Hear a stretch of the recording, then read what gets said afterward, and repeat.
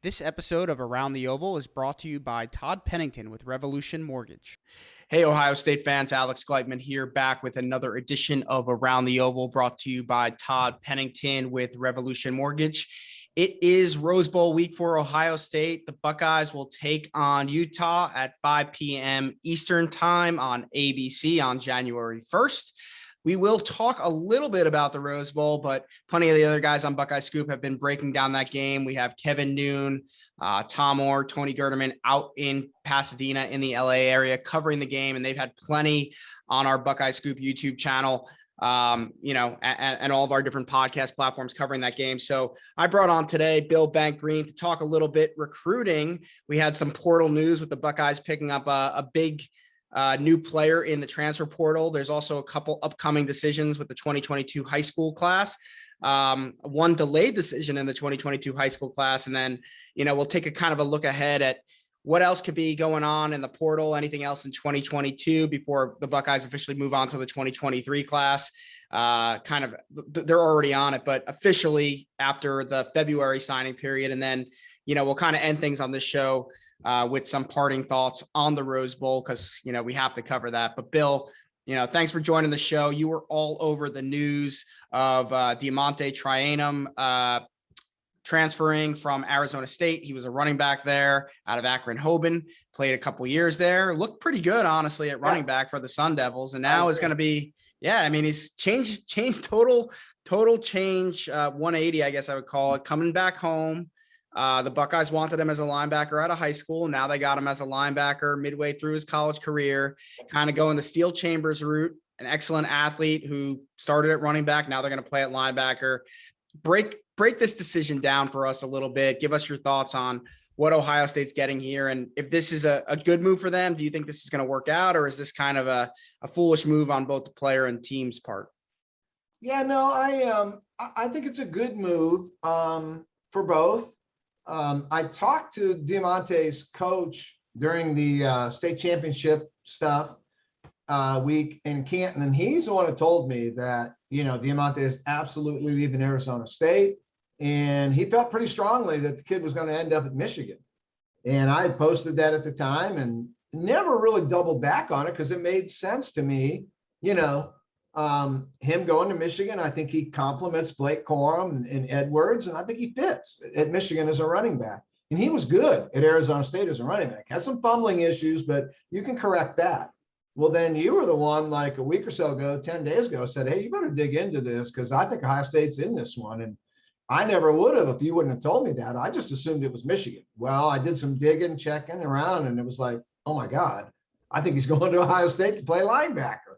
And, for DeaMonte, I think if he wants to play in the NFL, I think he had a chance to be a running back in the NFL, but I think a linebacker was a position all of us thought he should have played out of high school. It's the position Ohio State wanted him for. Steel Chambers is the comparison. There you go. He's an athletic kid. He's in that 220-pound range. He's not a big guy. But he'll come up and hit you. And he played a lot of safety at Hoban. So I've seen him in coverage, and he did it as a high school player, So he has those kind of skills where I think he can be as good or maybe better than Steel Chambers. I know everybody went gaga over Steel Chambers last year. And the fact that he was able to start and make plays, only being a linebacker since summer, that was amazing. But in the grand scheme of things, you're not talking about, he wasn't great by any means. Okay. He's not you could read every all Big Ten team out there you want to see, coaches, writers, Pro Football Focus. Nobody's got him on, their first three all Big Ten teams. So Steel Chambers was okay compared to Eichenberg and Simon and Mitchell and the rest of those guys, but they need better, so DeaMonte's going to get his shot. He's got an advantage over Steel Chambers, and that Steel switched over positions in June, where DeaMonte is coming in. He's going to be there next week or week after. He's going to go through winter conditioning. He's going to go through spring football. So I think that gives him a little edge in getting on the field. So we'll see. I think for Ohio State, I think it's a great move. I think there's no downside to bringing him in. He was promised nothing. He was guaranteed nothing other than an opportunity. So I see no downside to bringing him in. And DeaMonte knows he's guaranteed nothing. So he knows he's got to bust his tail, and I expect that he will. Yeah, your point, Bill. I think, Steel Chambers, well, let's not bash the rest of the linebacker room, but I think in comparison to what else they had out there, he was just active. He was making, right. he was No running doubt. to the ball, No full doubt. speed. And I think, to me, what was so exciting about Steel Chambers for fans is that knowing how little time he had to prepare for the new position, this is what he was doing. So think about a full offseason now of being able to prepare at linebacker, plus what he experienced on the field. And I think Steel Chambers is going to be a really good player for Ohio State at linebacker. I agree with that. But there were, but let's not. I agree. Darren Lee, I agree.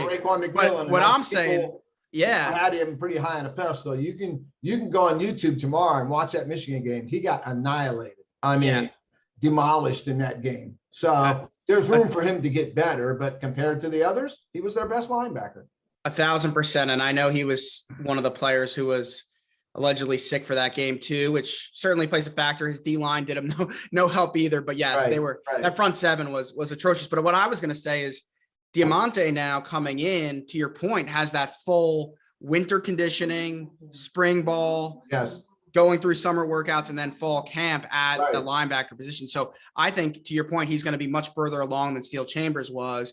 And in the Jim Knowles offense, where he likes to take athletes and just move them around and put them in positions to make plays, I think this is a really good fit. I also think it's a no loss situation for Ohio State, because in the event, I mean, they need linebackers. So he's going to be in the linebacker room. But let's just say in the event that, I don't know, Mayan Williams leaves. I can see it. And maybe Evan Pryor leaves. And then, Marcus Crowley, who knows how he rebounds from his injury or what he does. Right.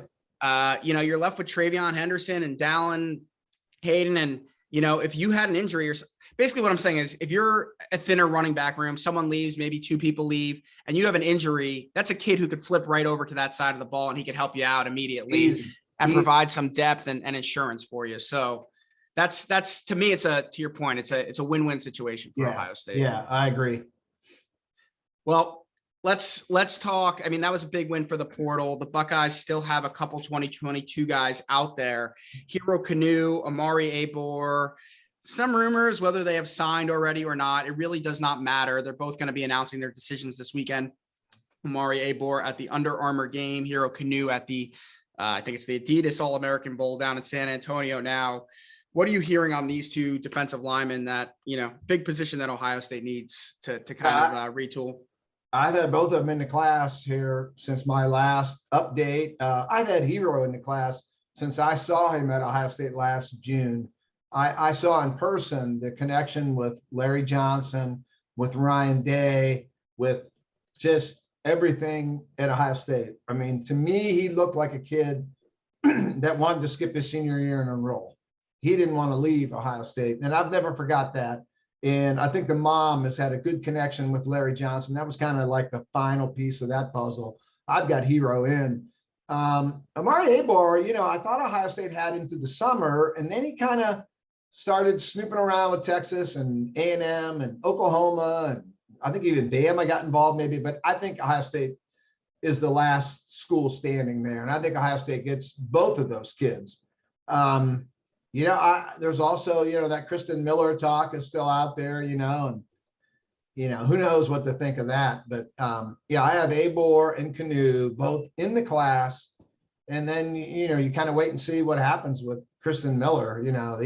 He could be a story a day, Yeah, I was going to say that the two, I'm with you. I got Canoe and Abor in the class. I think they're both going to be Buckeyes, and then they should be on campus, I believe, both of them in January. So that will be a big boost to the offensive line room, especially Hero to me, because I think they need interior defensive linemen really, really bad. So that will be a big pickup for them. Now, two guys who have moved back their decision from the early period or around this time: Carson Hinsman, offensive lineman from Wisconsin; Kristen Miller, defensive tackle from the Atlanta area. For me, Carson Hinsman, I think him moving things back is not a good thing for Ohio State.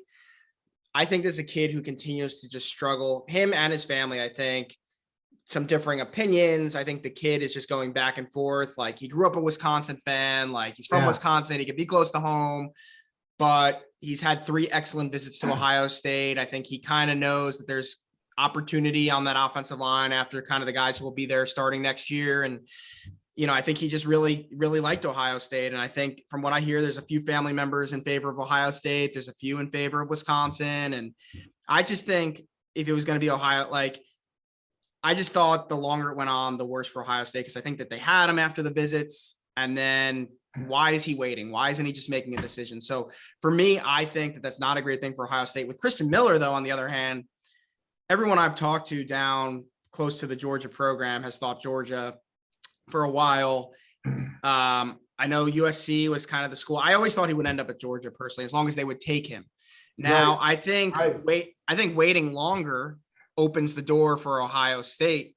Get down there, do some in-homes, maybe get him up for another visit if that's possible. The door is open. If it was Georgia, 100%, he would have just signed and been at Georgia. Now, I don't know if this is Georgia kind of stringing him along and saying, hold on, we need to clear some room or things like that, or it's Ohio State kind of giving him something else to think about. So, or maybe another school. So for me, I think with Hinsman, I don't want to say they can't get him. I still think they can get him, but I would say delaying is not a good thing. With Miller, I think delaying is a good thing. So we'll see where they end up. Gun to my head, I'd probably say neither ends up at Ohio State. But Bill, I don't know. How do you feel about those 2 guys? Yeah, I agree with you on Hinsman, and you're closer to that one than I am. I know from the Ohio State point of view, they really were hoping to get that signature, the week of the early signing period. They wanted that. They did not want it to go longer. So just looking at it from their point of view, they thought they had it and they wanted that signature then. So I agree with you. I think it does favor Wisconsin, but this is a kid he's the opposite of a game player, right? You know that from talking to him. This he's truly torn. He's not playing around. He's not looking for effect, not looking for Twitter followers. He's torn. So, in a 50-50 situation, who knows what could happen? He could wake up tomorrow and decide Ohio State's the place for me. I do think Ohio State feels really good where they stand with the mom, and mom usually plays a part in this too. So usually it's mom that wants the kid to stay close to home too. So I think they feel good about to me, this is a pure coin flip. I agree that it going longer than past the opening signing period was not good, but we'll see what happens. It won't shock me either way what he does. Kristen Miller, the opposite of Carson Hinsman, pure game player. Loves this stuff. He's going to be sick when he does have to sign because he's going to lose so much attention, and he loves it. He's got visits set up, I believe, after the first of the year when the window opens up again. This guy could end up anywhere. He could end up in Texas. Hey, nothing would surprise me. So Georgia, I think, had 6 linemen committed, D linemen. I think they only signed 5. I think there's one still lurking out there that was committed. So I don't know what's going on there, but it's hard to believe Kristen would want to put himself in that room, when he could look at Ohio State with their defensive tackle room and see Haskell Garrett leaving. Antoine Jackson's now 33, 34 years old. He'll be leaving soon. Tyrod Benson's been ineffective. Tyleik Williams is really good. They don't seem like they like him all that much. So, and then you got guys that I would think Kristen Miller would think he's better than. So I think it looks good at Ohio State, just from a pure depth chart perspective. So we'll see what happens with him, but he could go anywhere. He might have made up his mind 6 months ago where he wants to go, and he'll drag this out probably to the second signing day. So yeah, I wouldn't be, I'm with you. Game player, man. The only good thing is with the game player is he is going to sign with someone. Yeah. Even game players go somewhere. So he's going somewhere. Yeah. I'm going to stick with Georgia. All along, I'm just going to go Georgia. I think, to your point, if he's not going early, he might as well have some more fun and get some even more attention. So he will. We'll see. Yeah. Before we move on to parting thoughts with the Rose Bowl, look, we're all going to be digging for new names and things like that. Just, I guess, from your perspective, anyone else you're hearing in the 2022 class, they might double back on that as a sign. Anyone else in the portal, any names you're hearing there, or just any positions you think that they might go after in the portal, come after the Rose Bowl? Well, I know they want a tight end, and especially if Stover's now going to be a defensive player under Knowles, they need a tight end. You know, they went after Austin Stogner. That didn't work out. The thing that I'm going to be looking for is once these bowl games are over, you may see more people jump into the portal. There may be kids that really wanted to play in a bowl game this year. You know, there might be kids in the playoff situation and weren't going to opt out of a playoff opportunity, even though if they're second or third string, they could go right into that portal, you know, the day after the championship game, or if they lose in the semifinal. So I think there's still more options that could hit that portal. So they definitely want a tight end. I mean, there's no doubt about it. So I think they're going to keep looking, and, you know, you could get somebody in February or March, a kid could jump in. So, you know, I wouldn't give up on that. That position I think needs attention. That's the one I'm looking at. Yeah, I was going to say even probably late April for the portal after spring ball is complete and guys have a chance to assess where am I and things like that. And, you know, we've seen, you know, Joe Burrow waited through the spring and then hopped, and it's not the most ideal scenario. You'd want someone to go through spring ball with your own program, but you know, sometimes people just don't realize they need a change until after they kind of go through and assess what the situation looks like. So I'm with you. Tight end, absolutely. I think if there is they're not just going to take guys to take guys. So if there's a defensive back, whether it's safety, whether it's corner, the kid Tanner McAllister from Oklahoma State. I know it's one I'm looking at. About him. Yeah, we have to talk about him. He didn't jump into that portal for his health. You know, to me, I wouldn't say done deal because I don't have any info on that, but to me, that kid's going to end up at Ohio State.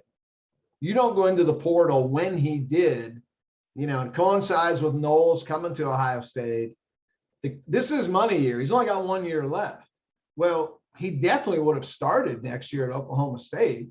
So you don't jump into the portal to go compete somewhere. I think this is a wash. I think it's done. I think he and Knowles have already talked it out, and I think that kid's going to be at Ohio State, and I think he's going to start next year. Yeah, Knowles likes to use similar to what Ohio State did with their system, and basically use like multiple safeties. Yeah. Not just two. I mean, like basically three safeties is really what it is. And sure. For a guy, he may not be as talented naturally as some of the guys on the roster, but being a veteran and having played whatever it is, 5 years or so, been in a program for 5 years and understanding that system inside and out and what he needs to do, he's probably going to be a lot more effective than some of these younger guys who are trying to pick up the system, you know, in the next, you know, few months. So that could be a situation that helps Ohio State a ton at a position that I think that they really needed at. Now, what does that do? You know, I don't know, you know, how does Lathan Ransom feel about that and things like that?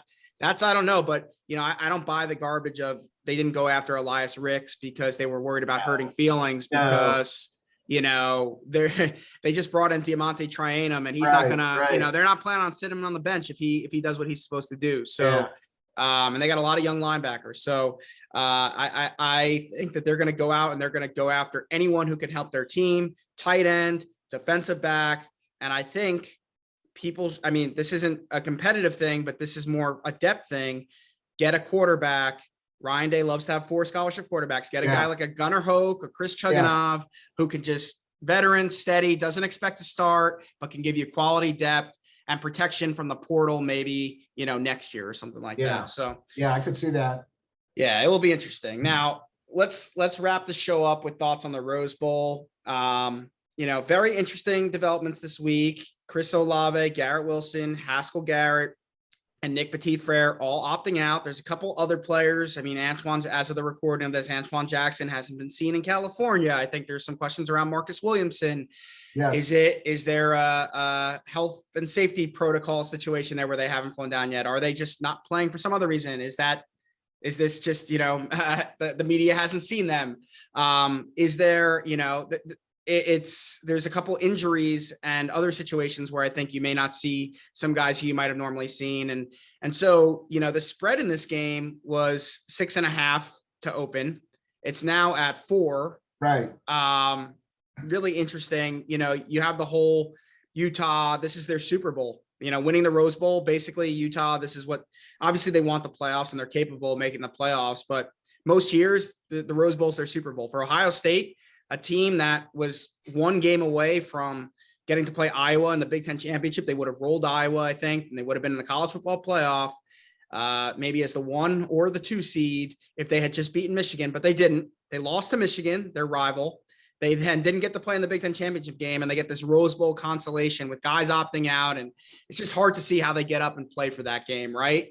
Basically an exhibition game. I hate to say that as a kind of college football traditionalist, but it's basically an exhibition game at this point. So Bill, what are your thoughts? Is it kind of going to go as Vegas is saying, where like Ohio State will be lucky to eke one out, or Utah really will win? Or do you think Ohio State can kind of bounce back from the Michigan loss, use that as fuel to some extent, and give them some momentum into next year? Yeah, the one thing we look at with these bowl games, you and I make picks every week against the Vegas line. We both had really good years this year.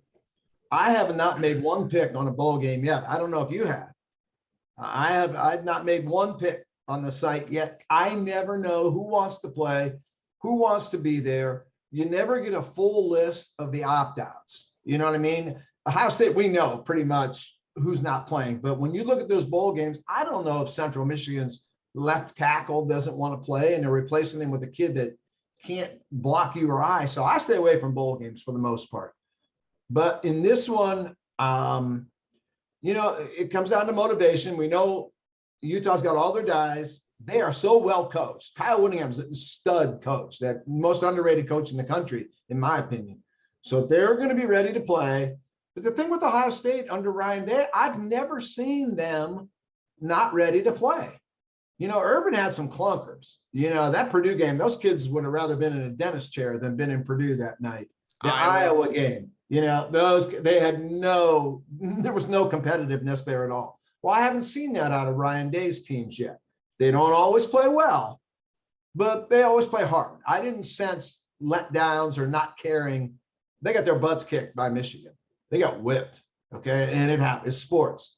Tom Brady got shut out by New Orleans. Doesn't mean he's not competitive. Bad night.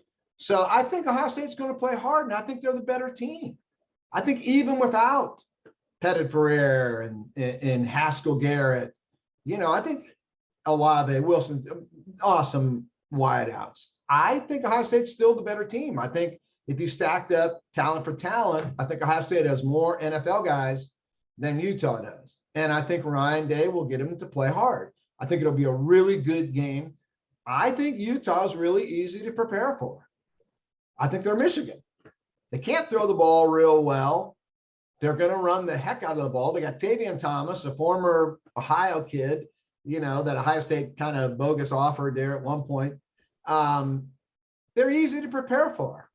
You're either badass enough to stand up to that run, stuff that running game and make them throw, which they don't do well, or you're not, and you're going to get trampled again like you did against Michigan. So I think Ryan Day will have them ready to play. I think Larry Johnson will have his guys ready to play on the front. I hope they play Tyleik Williams. I don't know why he got sent to the principal's office there for a couple of weeks. They could have used him against Michigan. It's hard. I want to look at this a little more, but it's hard for me to see them losing. I just think they have more talent. And if talent wants to show up and wants to play, and I think they will, because they always do under Ryan Day, I think Ohio State should win. Yeah, I mean, I think there's no doubt, even with the opt-outs, Ohio State's the more talented team. I actually think the offensive line, and this isn't saying take Nick Petit out on the offensive line is better. I just think playing guards at guard is going to be better. Yeah, you get Matt Jones out there. Yeah, I think he's really good this year. Matt, it's hard to say, like, you can say, well, he should have been a starter. Well, who you benching? I don't know. But Matt Jones was good enough to start for most teams in the country. He was so much better this year than he was last year. It was unbelievable. So I'm excited to see him, and maybe that forces him to run the ball a little more, which Ryan Day can get a little pass happy, So no Olave, no Wilson. Maybe Ohio State gets more physical, more aggressive, runs the ball a little bit more, which I think they need to do anyway. And Trey Henderson should be fresh. He went through a grinder there as a freshman. That Big Ten schedule is rough, especially when you didn't play as a senior. So he should be fresher. I think they're going to win. I really do. And we'll see. I've been wrong before. Yeah, I think they're going to win, but I think it might be a close game. Oh, I think it's going to be a heck of a game. Yeah. So I have not bet any bowl games because to your point, I'm the same way. I'm going to bet this one. I already did bet this one. when I knew about the opt-outs before the line drop, let's call it insider trading to some extent, I bought a half point up and I took Utah +7. Wow. I think that's a good bet. I think if Ohio State wins, they win, 38, 33, something in that range, 35, 30, something. I don't know if they're going to cover the 4 or not, but I liked Utah with the points, but I'll probably be to your point of real games. I'll be betting, and we could talk about this next week, but I'll be betting. I think I'm going to take Cincinnati with the points. I think it's probably foolish, but I think Saban might, have a dominant win that just from a score perspective, like last year against Notre Dame, from a score perspective, just doesn't look that great. And I think Fickell's team's going to play really hard. And I think I'm going to take Georgia. I think they're going to be really angry after that loss to Alabama. I think they're going to come out, and I know Michigan kicked Ohio State's butt, but I don't think they're all that good. I think Georgia's defense is going to eat them alive. They're not going to be able to run on Georgia the way they did on Ohio State. And I don't trust, their quarterback, Cade McNamara, to be able to throw the ball well enough. So those will be probably my picks. I'm going to take Georgia. I'll buy it down to 7 from 7.5. I'll take Cincinnati +14, and I took Utah +7. But I think if I was just taking money line on Ohio State game, I originally was going to take Utah to win the game, but I like what I'm hearing lately, week of the game. And I think I'll probably take Ohio State to win outright in Utah, maybe with the points. Yeah, when I look at the 2 playoff games, my first thought was that we got 2 more Northern Lambs in here that going to be like Michigan State was, like Ohio State was against Clemson, like Notre Dame is every time, like Oklahoma is. These playoff stuff has been mostly a Southern celebration. And I kind of thought that first, but now the more I look at the Cincinnati game, I'm with you on Cincinnati. I'm taking Cincinnati plus the points. I don't think they can beat Alabama. That's a lot of points. You look last year in that Notre Dame game, Alabama, controlled that game from start to finish. And then with like a minute to go, Ian Book led Notre Dame on a drive. They got a touchdown. Didn't affect the game. It affected the people that bet on the game, though. I could see that same thing happening this time with Cincinnati down 18 or 19 with a minute to go. And Desmond Ridder drives them down the field and they lose by 11. John Mechie being out of that game, I think, is huge. I think the drop off from Mechie, who caught he caught over 90 balls this year. He had a ton of catches. So about that, yeah. That guy, when you drop off from him to Slade Bolden and Nikki Hall and Ja'Cory, they're not the same as John Mechie. So, and Cincinnati's got great corners. They got good Sauce DBs. Gardner's better than anybody Ohio State has lined up with since Jeffrey Okudah. Kobe Bryant is their number 2 guy. You can put Sauce Gardner on Jameson Williams, have him follow him from the bathroom to the bus to wherever he goes. And then you got Kobe on the other side, play the safeties deep. You got to make Bryce Young drive 80 yards in about 12 or 13 plays. Give up all those 6, 7, 8, 9-yard completions and come up and hit those guys. Don't let them throw the ball over your head. And nobody's run the ball. Nobody's better in America of making guys go 12 plays, 80 yards than Luke Fickell. That's what he does. Jim Tressel, Jim Haycock. That's the system Luke grew up in. Make them drive 14 yards to get to the end zone and hope they screw it up somewhere along the way with a holding call on 3rd down, turn the ball over, make them punt. Don't let them throw the ball over your heads. So, I'm anxious to see Cincinnati. I think they can line up with them. They lined up with Georgia last year in the bowl game. I mean, they lost that game, a heartbreaker in the end. Georgia's got the same dudes they had last year. They get the same dudes Alabama has. Well, Cincinnati was not overmatched last year like they were a couple years ago when they played Ohio State. They were not ready for that. I think they're ready now for this kind of game. I don't think they can win it, but I think they battle them tooth and nail to the end. Desmond Ridder leads them on a touchdown drive with a minute and a half to go to cover the spread. And there you have it. The other game, man, it's like 2 mirror teams. Does Stetson Bennett, does he gack it up? If he does, then Michigan's going to be there all night long. They're not, it's going to be, I think, a low scoring game. And we'll see what happens. If Stetson Bennett plays well, he's got, those tight ends are amazing. He has Pickens is back. I mean, they got so many running backs. It's crazy. you know, if Stetson Bennett plays well, then Georgia's going to beat Michigan. Okay. But man, if Stetson kind of gacks it up and Hutchinson and Ojabo are running wild on him, I think it could be a great game. It goes to the wire. So I'm not real sure about that one. If I had to bet it, I'd probably bet the under. I mean, I'm looking at a 19-16 game or something, but definitely taking Cincinnati plus the points. I'm pretty sure I'm going to lay the 4 with Ohio State. I didn't like 7, but I think I'm starting to like 4. So that's where I'm sitting right now. I'm going to have all my picks up Friday morning and we'll go from there. Yeah, we'll be excited to see how things play out. You know, big games first Friday night, the college football playoff games, Saturday night. Well, Saturday, let's call it late afternoon around dinner time. Ohio State takes on Utah in the Rose Bowl. Plenty of coverage on BuckeyeScoop.com. Make sure you check out Bill's game preview, which will, I don't know, Bill, I'm not going to hold you to Friday, but it's either going to come out Friday morning. Early right. Friday morning. We're going to hold him to Friday morning then. If it's nice out, he might be playing golf Saturday. So, yeah. But, yeah, thanks everyone for listening. Be sure to check out the site, and we'll see you next week. This episode of Around the Oval was brought to you by Todd Pennington with Renovation Mortgage. If you've been thinking about refinancing or buying a house, check out our sponsor, Todd Pennington with Renovation Mortgage.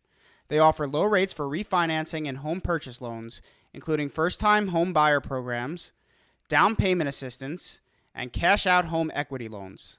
Check out revolutionmortgage.com/tpennington.